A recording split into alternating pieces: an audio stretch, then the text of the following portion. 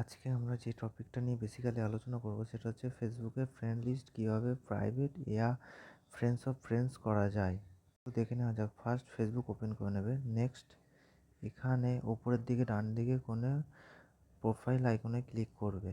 করার পর প্রোফাইলে যাওয়ার পর বাঁ দিকে দেখতে পাচ্ছ 3টে লাইন টানা আছে। এখানে বাঁ দিকে যে 3টে লাইন টানা আছে এটাই ক্লিক করবে। করার পর নিচের দিকে দেখতে পাচ্ছ সেটিংস অ্যান্ড প্রাইভেসিতে ক্লিক করবে। করার পর দেন দেখতে পাচ্ছ এই সেটিংসে ক্লিক করবে।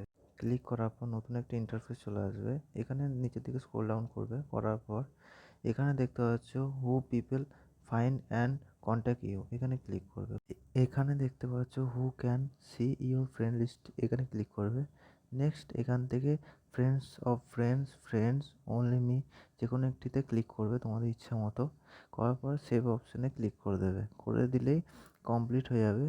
দেন প্রোফাইলে চলে আসবে। যদি তোমাদের ভিডিওটি ভালো লেগে থাকে তাহলে লাইক শেয়ার সাবস্ক্রাইব করে দিও পরবর্তী ভিডিওর জন্যে। Thank you.